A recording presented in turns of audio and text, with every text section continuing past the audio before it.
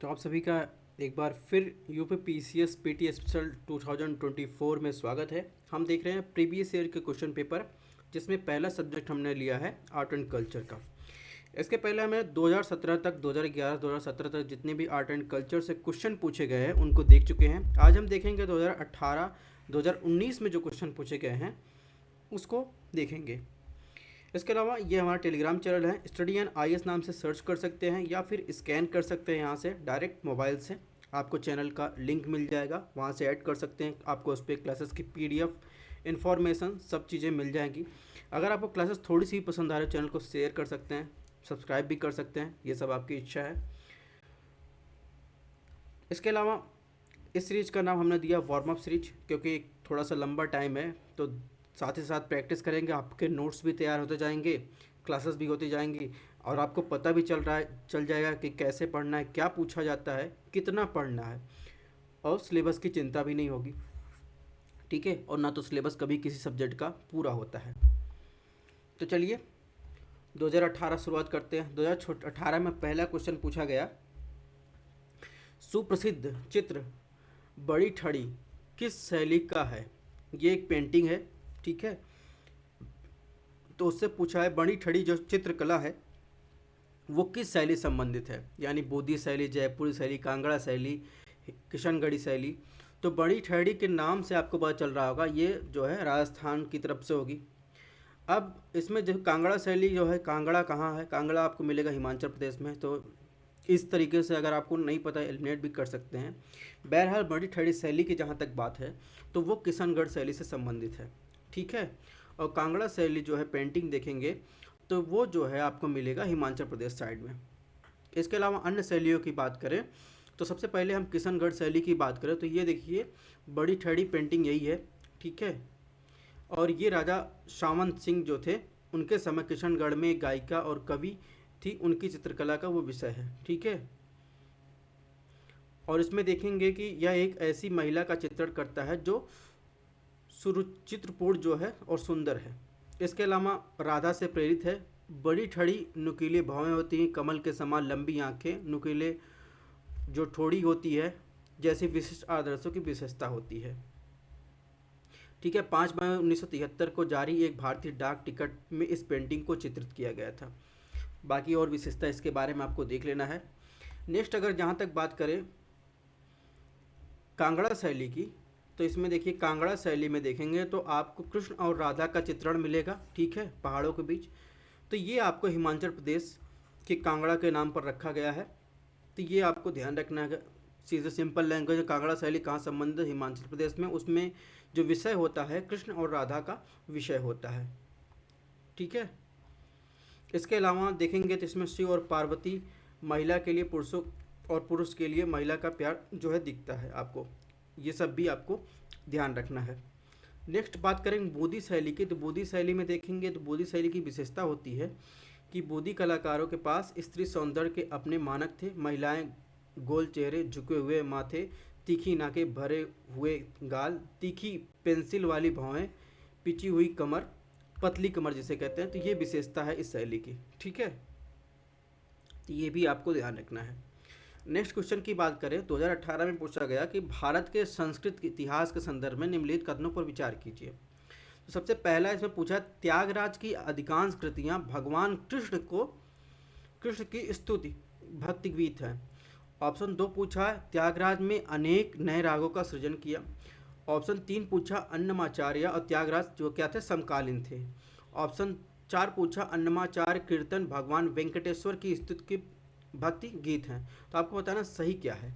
जहाँ तक दोस्तों त्यागराज की बात है तो त्यागराज की जितनी भी अधिकांश कृतियाँ हैं वो कृष्ण केंद्र ना होकर राम केंद्रित हैं, ठीक है। त्यागराज अनेक नए रागों का सृजन किया, ये बात भी बिल्कुल सही है। तो एक जहाँ हो उसको एलिमिनेट कर दीजिए, तो ऑप्शन ए और सी एलिमिनेट हो गया, ठीक है।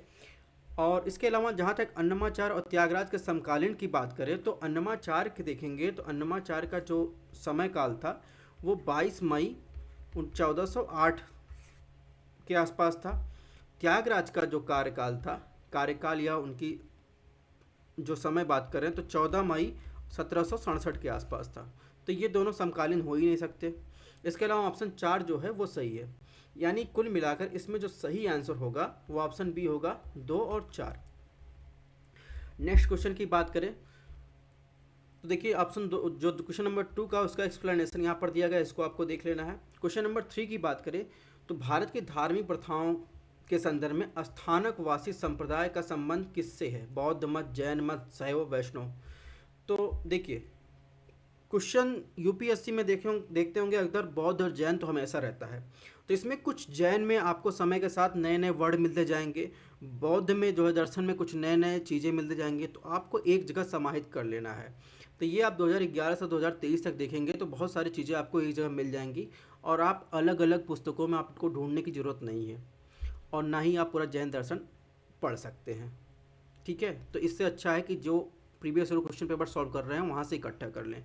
तो स्थानकवासी जो थे वो जैन धर्म से संबंधित थे। ठीक है, इसके अलावा क्वेश्चन नंबर 4 पूछा गया, भारत के सांस्कृतिक इतिहास के अंदर निम्नलिखित कथनों पर विचार कीजिए। फतेहपुर सीकरी स्थित बुलंद दरवाजा तथा खानका के निर्माण सफ़ेद संगमरमर का प्रयोग हुआ है। ऑप्शन 2, लखनऊ स्थित बड़ा इमाम बाड़ा रूमी दरवाजा का निर्माण लाल बलुआ पत्थर और संगमरमर का प्रयोग किया। सही कथन आपको बताना है। देखिए 2014 में भी देखिए फतेहपुर सीकरी के इबादत खाना से पूछा गया। इसके बाद जो है 2019 में पूछा गया। इसमें जो फतेहपुर सीकरी का इबादत खाना होता है वो भवन जिसमें विभिन्न धर्मों के विद्वानों के साथ अकबर चर्चा करते थे। लेकिन फतेहपुर सीकरी स्थित बुलंद दरवाज़ा जो है और खानका जो है सफ़ेद संगमरमर का प्रयोग हुआ है, ये बात बिल्कुल गलत है।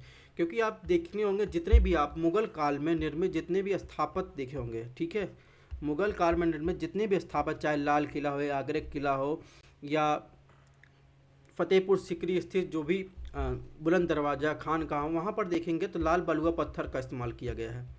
ठीक है, वहाँ पर जो है सफ़ेद संगमरमर का इस्तेमाल आप नहीं देखेंगे, अधिकतर जो है लाल बलुआ पत्थर का इस्तेमाल किया गया है। इस प्रकार ऑप्शन 1 जो है गलत हो जाएगा। इसके अलावा अगर बात करें तो लखनऊ में स्थित जो बड़ा इमाम बाड़ा और रूमी दरवाज़ा है, यहाँ पर देखेंगे तो इंटरलॉकिंग सिस्टम है, उनके साथ ईंटों का प्रयोग किया गया है। वहाँ पर लाल बलुआ पत्थर और संगमरमर का प्रयोग नहीं हुआ। तो इस प्रकार ऑप्शन 2 भी गलत। इस प्रकार इसमें जो हो जाएगा ऑप्शन डी जो होगा वो सही होगा। ठीक है, तो देखिए स्थानकवासी जो थे वो श्वेतांबर जैन मत का संप्रदाय था। इसके बारे में और चीज़ें यहाँ पर लिखी गई हैं, इसको आपको देख लेना है। जैन धर्म के बारे में हमने पहले लेक्चर में भी बताया था, पहले एपिसोड में, यहाँ भी वही चीज़ दिया है, इसको भी आपको पढ़ लेना है।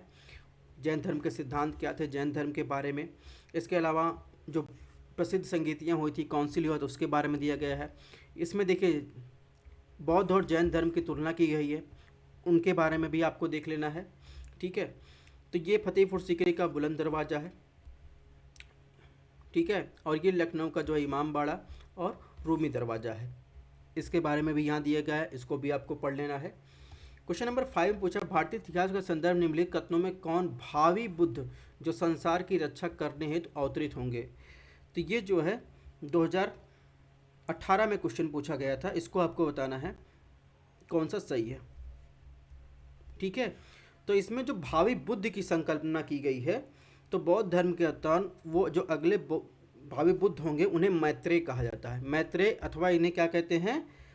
अजिता बोधिसत्व। ठीक है, तो आप देख रहे होंगे कि बोधिसत्व शब्द कई बार आया है। ठीक है, अब बोधिसत्व का मतलब आपको पता है? बोधिसत्व का मतलब मोक्ष के मार्ग का पथिक, यानी मुमुक्ष जिसे कहते हैं। आपने मुमुक्ष सुना होगा, मुमुक्ष, तो इसका हिंदी में होता है या मोक्ष मार्ग का पथिक कहते हैं। बौद्ध धर्म में 2 संप्रदाय हीनयान महायान हुए। जो हीनयान थे वो स्वार्थी थे, यानी उनको ये लगता था कि मुझे निर्वाण मिल जाए, यही मेरे लिए क्या है, मुमुक्ष है। लेकिन जो महायान थे वो बोधिसत्व पर थे। बोधिसत्व का मतलब उनमें महाकरुणा की भावना थी। उनका मतलब था कि जो सबको निर्वाण को प्राप्त करने का प्रयास करते थे। ठीक है, तो इस प्रकार इसमें ऑप्शन सी जो होगा वो सही होगा। इसके बाद क्वेश्चन नंबर 6 पूछा गया है, इसमें शिल्प दिया गया है और किस राज्य की परंपरा है इसके बारे में पूछा है। इसने पूछा पुथुक्कुली साल तमिलनाडु, सुजनी कढ़ाई महाराष्ट्र, उपाड़ा जामदनी साड़ी कर्नाटक। तो आपने सुजनी कढ़ाई के बारे में सुना होगा। सुजनी कढ़ाई अपने यहाँ जो है बिहार में देखने को मिलती है। तो इस प्रकार इसमें जो 2 होगा वो ऑप्शन जो है गलत हो जाएगा। तो 2 जहाँ हो एलिमिनेट कर दीजिए, बचा ए और सी। ठीक है। और उप्पाड़ा जामदानी साड़ी जो है ये आंध्र प्रदेश की साड़ी है, ना कि जो है कर्नाटक की। तो इस प्रकार इसमें 3 भी गलत हो जाएगा, बचा ए, ऑप्शन ए जो होगा वो सही होगा। तो यहाँ पर देखिए मैत्रेय के बारे में लिखा गया है, इसको आपको पढ़ लेना है। यहाँ पर डिटेल में एनालिसिस किया गया है, वीडियो पॉज करके पढ़ सकते हैं, पीडीएफ शेयर कर देंगे, पीडीएफ से पढ़ सकते हैं। इसके अलावा 2016 में देखिए बोधिसत्व से क्वेश्चन आया था, ठीक है। यहाँ पर देखिए बौद्ध मत के हीनयान संप्रदाय से केंद्रीय संकल्पना, ये बात गलत है, ये महायान संप्रदाय की केंद्रीय संकल्पना है। तो ये यहाँ पे मैं दिखाना चाहता हूँ कि जो है कि कितने क्वेश्चन जो है बौद्ध और जैन धर्म से पूछे गए हैं हर साल, ठीक है। यहाँ पर देखिए बौद्ध धर्म के बारे में दिया गया है, इसको आपको पढ़ लेना है। बौद्ध धर्म के महत्वपूर्ण संप्रदाय, बौद्ध संगीतियाँ, पहले आप काउंसिल पढ़ेंगे, फिर उससे आप जो है समझ पाएंगे कैसे जो है बौद्ध धर्म बटा। और बौद्ध धर्म के मुख्य बौद्ध साहित्य सुत्त पिटक में क्या है, विनय पिटक में क्या है, अद्यम पिटक में क्या है, तो इसको भी आपको जानकारी रखनी है। इसके अलावा जहाँ तक हमने पुथकुली साल की बात की तो तमिलनाडु की है, ठीक है ये।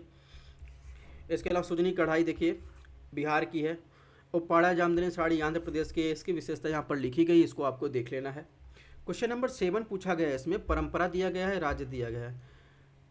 चपचार कूट त्यौहार मिजोरम, खोंगजाम पर्वा गथा गीत मणिपुर, थांग टा नृत्य ये सिक्किम। जिसमें बताना है कौन सा सही सुमेलित है। जहाँ तक चापचार कूट त्यौहार है वो मिजोरम का है, ये बात सही है। और इसके अलावा खोमजाम पर्वा गाथा गीत ये कहाँ है, मणिपुर का, ये बात भी सही है। लेकिन थांग टा नृत्य ये कहाँ, सिक्किम का ना होकर कहाँ का है, मणिपुर का क्या है, मार्शल आर्ट कह सकते हैं, मार्शल आर्ट नृत्य है। तो इस प्रकार जो होगा इसमें जो सही आंसर होगा वो होगा ऑप्शन बी। इसके अलावा अगर बात करें खोमजाम पर्वा गथा गीत की, तो इसमें देखिए ये जो है खुमान थेम निंगोल है, इनको जो है पद्मश्री पुरस्कार दिया गया था, ठीक है। इसको भी आपको ध्यान रखना है। एक सेकेंड वेट कीजिए।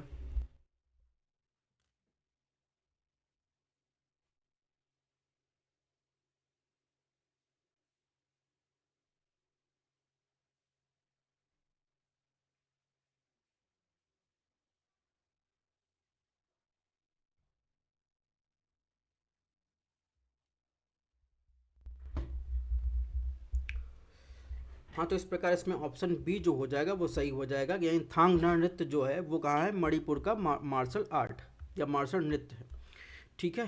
तो ये थांग ता नृत्य है, ठीक है। ये चापचार कूट पर्व है, ये भी मिजोरम संबंधित है। तो इस प्रकार इसमें ऑप्शन बी जो होगा वो सही होगा। नेक्स्ट बात करते हैं, इसमें देखिए इसका एक्सप्लेनेशन दिया गया है, इसको आपको पढ़ लेना है। इसके बाद यहाँ पर 2018 का ख़त्म हुआ, अब बात करेंगे 2019 से। 2019 में 3 क्वेश्चन पूछे गए थे। निम्नलिखित कथनों पर विचार कीजिए। बुद्ध में देवत्व परायण, बोधिसत्व के पथ पर चलना, मूर्ति उपासना तथा अनुष्ठान। उपर्युक्त कथन में से कौन सी विशेषता महायान बौद्ध मत की है। तो आप देख रहे होंगे 2019 में देखिए बोधिसत्व बुद्ध से क्वेश्चन पूछा गया है, ठीक है। तो इसमें जो महायान बौद्ध मत से संबंधित है, अभी मैंने बताया कि बोधिसत्व जो है हीनयान संबंधित न होकर बोधिसत्व जो है महायान की केंद्रीय संकल्पना है। तो इस प्रकार इसमें जो है ऑप्शन 2 सही हो जाएगा। इसके अलावा मूर्ति उपासना अनुष्ठान, इसके अलावा और बौद्ध में देवत्व प्रमाण, तो इसमें जो होगा तीनों आंसर जो हैं वो सही हैं। क्वेश्चन नंबर 2 की बात करें, इसमें पूछा है किस राज्य में कल्याण मंडप की रचना मंदिर का एक अवशिष्ट अभिलक्षण दिखता है। तो चालुक्य, चंदेल, राष्ट्रकूट, विजयनगर। तो पहले लेक्चर में ही हमने बताया मंदिर निर्माण शैली में हमने नोट में लिखवाया था कि कल्याण मंडप संरचना निर्माण जो है एक विशिष्ट अभिलक्षण आपको विजयनगर साम्राज्य में देखने को मिलेगा, ठीक है। ऑप्शन 2 इसमें सही हो जाएगा। तो यहाँ पर देखिए महायान बौद्ध धर्म हीनयान धर्म का जो भी विशेषता है उसके बारे में लिखा गया है, इसको आपको पढ़ लेना है। विजयनगर साम्राज्य की शैली के बारे में जो है कल्याण मंडप देखिए ये चीज़ें हैं, तो इसके बारे में वास्तुकला के बारे में आपको पढ़ लेना है। बात करेंगे क्वेश्चन नंबर 3 में, इसमें प्रसिद्ध स्थान दिया गया, नदी पूछा गया है। पंढरपुर, चंद्रभागा, त्रिचापल्ली, कावेरी, हम्पी, मालप्रभा। इसको अगर आपको नहीं भी आता है तो सबसे पहले इसको आपको लोकेशन पता होना चाहिए। पंढरपुर कहाँ है, पंढरपुर है आपको मिल जाएगा महाराष्ट्र, ठीक है, महाराष्ट्र राज्य में, विठोबा सुने होंगे। इसके अलावा त्रिचापल्ली आप देखेंगे, त्रिचापल्ली जो है तमिलनाडु में है। हम्पी आपको मिल जाएगा कर्नाटका। तो कर्नाटका में आप देखेंगे माल और प्रभा जो है कृष्णा से जाके मिलती है। तो इस प्रकार जो है इसको सही कर सकते हैं, ठीक है। तो हम्पी जो है वहाँ पर मालप्रभा ना होकर यहाँ पर क्या होगा, तुंगभद्रा नदी किनारे स्थित है। इस प्रकार ऑप्शन 3 जो है गलत हो जाएगा। त्रिचापल्ली देखेंगे तो अगर तमिलनाडु में है तो कावेरी नदी, ठीक है। पंढरपुर महाराष्ट्र में देखेंगे तो वहाँ पर चंद्रभागा, ठीक है, मैंने चंद्रभागा बताया, तो ये जो है ऑप्शन 1 भी सही है। तो इस प्रकार 1 और 2 जो है इसमें सही होगा, ठीक है। तो यहाँ पर देखिए एक्सप्लेनेशन पंढरपुर, त्रिचापल्ली, हम्पी के बारे में यहाँ पर दिया गया है। इसके अलावा देखिए चौथा इसमें दिखा गया है कि पट्टदकल या जिसे मालप्रभा कर्नाटक में नदी के तट पर स्थित है। तो इस प्रकार इसमें ऑप्शन 3 सुमेलित नहीं है। तो दोस्तों इस प्रकार जो है हमारा ये पूरा हुआ। इसके अलावा जो है हमारे जो है आर्ट एंड कल्चर के सीरीज चल रही है जिसके बारे में अभी पढ़ ही रहे हैं। ज्योग्राफी की भी सीरीज चलने से चालू हो गई है। पॉलिटी की भी सीरीज चल रही है, इसको भी आप देख सकते हैं। इसके अलावा ये हमारा टेलीग्राम चैनल, इसको आप स्कैन कर सकते हैं। Thanks for watching. अगर आपको क्लासेस पसंद आ रहे चैनल को सब्सक्राइब भी कर सकते हैं। मिलते हैं नेक्स्ट लेक्चर में।